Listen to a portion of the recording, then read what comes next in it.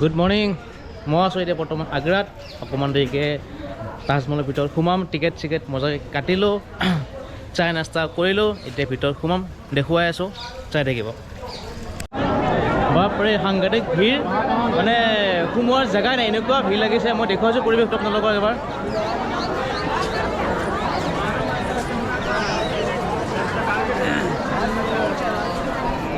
এইফালে এইফালে মানে ভিতৰত সোমাব পাৰি, কিন্তু বহুত ভিৰ লাগি আছে। সোমাম লাহে লাহে। এখন গেট, ইয়াৰ পৰা ভিতৰত সোমাই আমি দেখিম তাজমহল।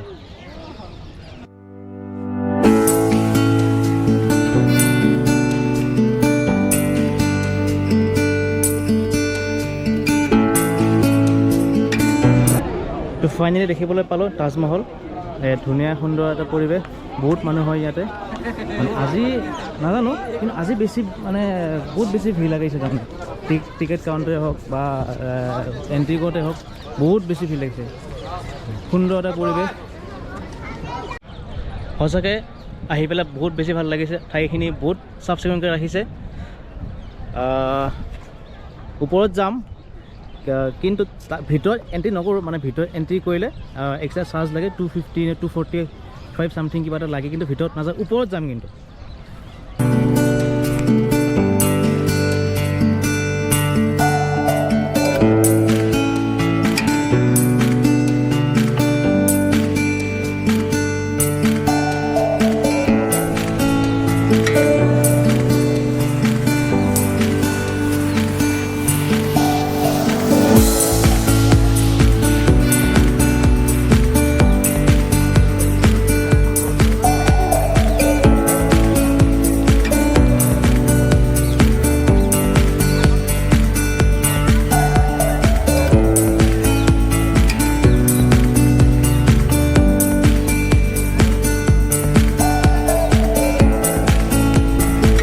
ওপৰত যাবৰ কাৰণে ষ্ট্ৰেইট দেখুৱাইছোঁ, চিধা ৰাস্তা নাই।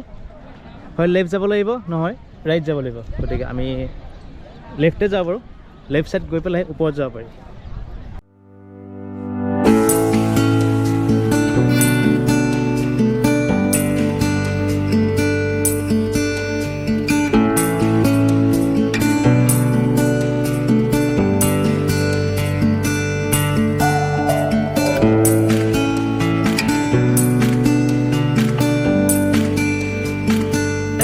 আৰু মোৰ পিছফালে যিটো কাউণ্টাৰ আছে, এই কাউণ্টাৰটো হৈছে ওপৰত যাবৰ কাৰণে, মানে বাহিৰত কাটিব নালাগে। ওপৰত যাবৰ কাৰণে ইয়াত টিকেট কাটি পেলাই সেই ওপৰত যাব পাৰি। গতিকে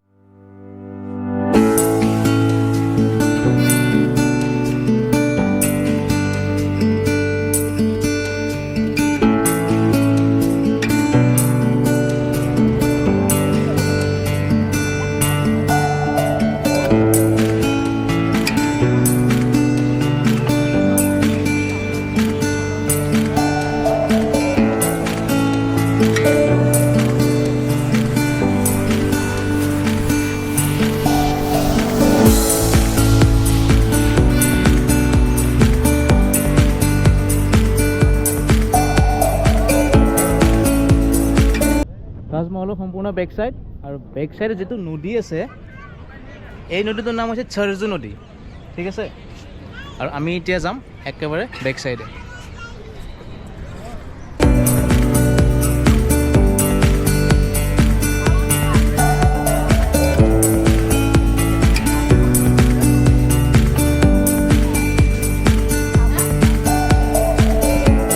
ইয়াত যিবিলাক ফুটা আছে, মানে বনোৱাই থোৱা আছে, ভিতৰত চাওঁচোন বাৰু কি আছে, এইটো ফুটাৰে কি দেখিবলৈ পায়।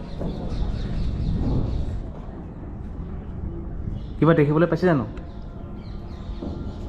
একো নাই। আছে চাগে, মানে যিবিলাক এইফালে দৰ্জাবোৰ আছে, ইয়াতে যাবতো নোৱাৰি বাৰু। ডাঙৰ ডাঙৰ তলা মাৰা আছে, ইয়াতে খুলিবতো নোৱাৰিয়ে। তো বৰ্তমান মই আছোঁ তাজমহলৰ ৰাইট চাইডে। প্ৰায় মানে দেখিবলৈকে একেই হয় চববোৰ।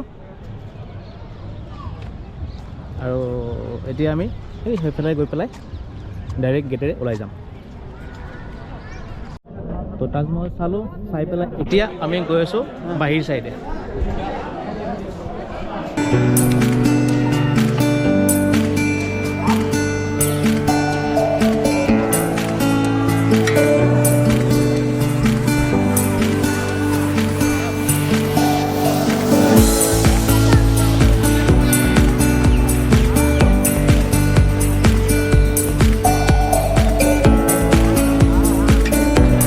তো ভাল লাগিলে তাজমহল চাই পেলাই বাহিৰত আহিলোঁ। এতিয়া যাম মথুৰা, বৃন্দাবন আৰু প্ৰেম মন্দিৰ, য'ত কৃষ্ণৰ জন্ম হৈছিলে তাত যাম। গতিকে পুনৰবাৰ যোৱাৰ আগতে এবাৰ পৰিৱেশটো দেখাই লৈছোঁ।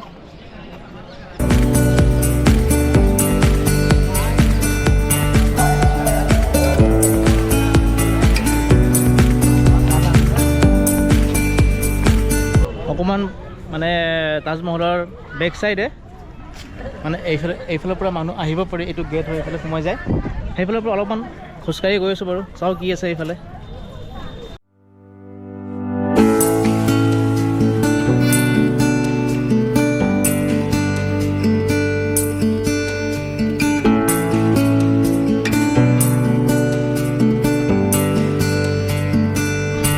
বান্দৰে আইচক্ৰীম খোৱা দেখা পাইছে ন? আজি দেখুৱাই আছোঁ। সেই যে কি ধুনীয়াকৈ মজাকৈ বহি পেলাই আইচক্ৰীম খাই আছে। আৰু ইণ্টাৰেষ্টিং কথাটো হৈছে কি, মই এই মোবাইলটো লৈ পেলাই ইয়াত বহি আছিলোঁ, মানে কাভাৰটো খুলি পেলাই বোলো অকণমান বোলো চাফা কৰোঁ, লেতেৰা হৈছে। তো ধৰণতে কি হ'ল, ঘপককৈ কাভাৰটো লৈ পেলাই ক'ত গ'ল বান্দৰে মই গমেই নাপালোঁ। দেখিছেনে? কাভাৰটো দেখা পালোঁ জংঘলৰ সেইটো ফালে তাত পেলাই থৈছে। গতিকে তাৰ পৰা কোনে আনিব যাম আৰু, কি কৰিম, উপায় নাই।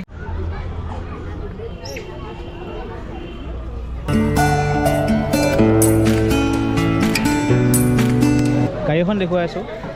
এনেকুৱা এখন যদি গাড়ী লওঁ তেতিয়াহ'লে আৰু লাক্সাৰী গাড়ী লোৱাৰ কোনো প্ৰশ্নই নুঠে। এভেইলেবল চিট আছে আগফালৰ পৰা পিছফাললৈকে, পূৰা মজা।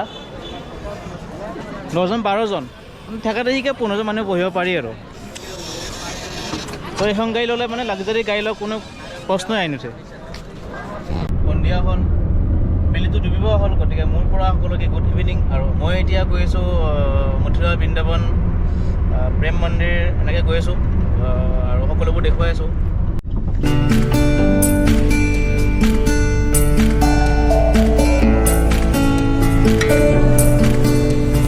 तो कितना टाइम लगेगा भाई पहुँचने के लिए? टाइम लगेगा वही 45 मिनट 1 घंटे के समथिंग। ओके, वृंदावन पहुँचने के लिए मिनिमम पहुँचने के लिए 1 घंटा लगेगा। ओके, और हम पहले कहाँ जाएंगे? हम पहले जाएंगे जन्मभूमि। जन्मभूमि। ओके, এতিয়া গৈছোঁ জন্মভূমি, তাৰপৰা যাম মথুৰা, বৃন্দাবন। গতিকে দেখুৱাই আছোঁ বাৰু। অঁ, এটা কথা দেই, বৃন্দাবনত কিন্তু মানে জন্মভূমিত মোবাইল এলাও নাই। তো ফাইনেলি আহি পেলাই প্ৰেম মন্দিৰ। মোৰ পিছফালে দেখিছে এইখন গেটখনে সোমাই পেলাই ভিতৰত কি আছে কি নাই সকলোবোৰ দেখুৱাবলৈ চেষ্টা কৰিম।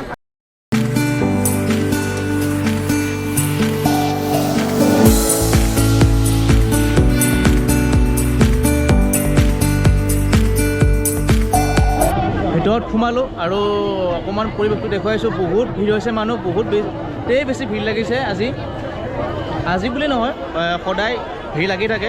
এবাৰ মন্দিৰটো দেখুৱাইছোঁ বাৰু।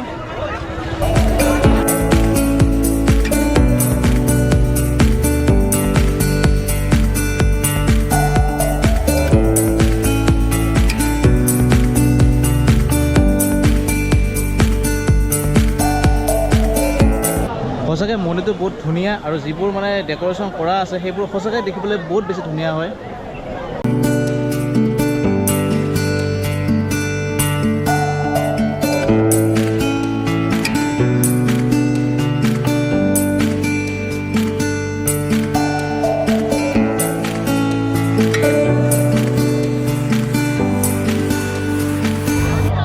দেখুৱাইছোঁ আন এটা, যেতিয়া কৃষ্ণ তেখেতৰ লগৰবোৰৰ লগত গৰু চাৰিবলৈ যায় তাৰে এটা অংশ ইয়াতে সজাই থোৱা হৈছে, তাকে অকণমান দেখুৱাবলৈ চেষ্টা কৰিছোঁ বাৰু।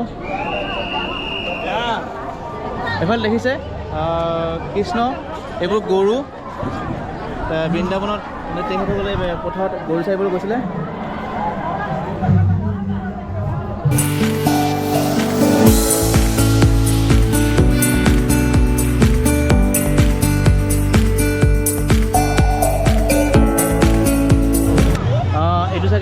পৰিচিত কৃষ্ণই যেতিয়া পৰ্বতখন দাঙিছিল চাগে সেইটো সকলোৰে পৰিচিত আৰু সকলোৱে জানে যেতিয়া বৰষুণ আহিছিল তেখেতসকলৰ গাঁৱত তো মানুহক সুৰক্ষা দিবৰ কাৰণে তেখেতে পাহাৰখন এনেকৈ দাঙি ধৰি পেলাই মানুহক সুৰক্ষা দিছিলে তো তাৰে দৃশ্যাংশ এইটো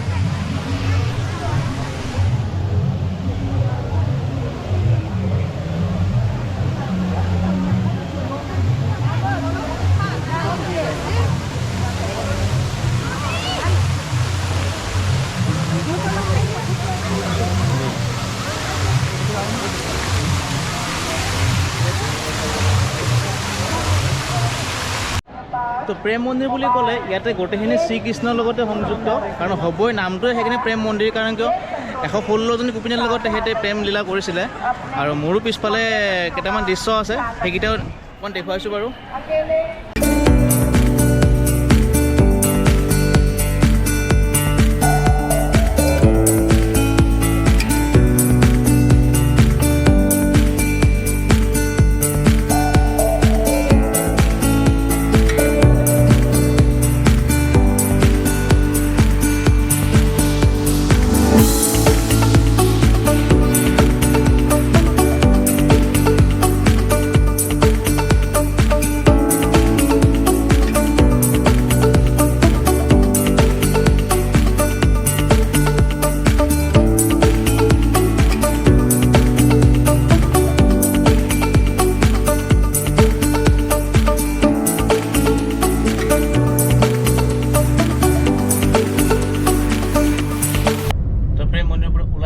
সঁচাকৈ প্ৰেম মন্দিৰ বহুত ধুনীয়া হয় আৰু আগতেও কৈছোঁ এতিয়াও কওঁ প্ৰেম মন্দিৰ বুলি ক'লে শ্ৰীকৃষ্ণৰ সকলোবোৰ তেখেতৰ সৰুকালৰ প্ৰেম লীলাৰ পৰা আদি কৰি তেখেতে লগৰবোৰৰ লগত গৰু চৰাৰ পৰা আদি কৰি আৰু গোবৰ্ধন পৰ্বত দাঙিছিল আদি কৰি সেইবোৰ সঁচাকৈ তাত ধুনীয়াকৈ সজাই ৰাখিছে আৰু এটা কথা কওঁ যে যদিও কোনোবা অহা নাই প্ৰেম মন্দিৰলৈকে আহক সকলোৱে আৰু সঁচাকৈ বহুত ভাল লাগে তাকে কওঁ গতিকে আমি এতিয়া প্ৰেম মন্দিৰৰ পৰা ওলালোঁ গৈ পেলাই এতিয়া গৈ আছোঁ ডাইৰেক্ট পাহাৰগঞ্জলৈকে তো ফাইনেলি গাড়ীৰ পৰা নামিলোঁ আহি পেলাই পাহাৰগঞ্জ আৰু ইয়াতে এটা হোটেল অনলাইন বুক কৰিছিলোঁ হোটেল অমন গেষ্ট হাউচ বুলি মোৰ পিছফালে আছে অমন গেষ্ট হাউচ এতিয়া শুম ৰাতি হৈছে এইখিনি আছিলে আগ্ৰা টু পাহাৰগঞ্জ মানে দিল্লীলৈকে গতিকে এই ভিডিঅ'টো চাই কেনে পালে কমেণ্ট কৰিবলৈ একদম নাপাহৰিব আৰু লাইক কৰিব তাতোকৈ ডাঙৰ কথা ছাবস্ক্ৰাইব কৰিবৰ কাৰণে একদম নাপাহৰিব তো আজিলৈ এৰিছোঁ কালি আকৌ লগ পাম কালি ডেইলি কৰিম সকলোবোৰ দেখুৱাই থাকিম গতিকে চাই থাকিব আজিলৈ শুভৰাত্ৰি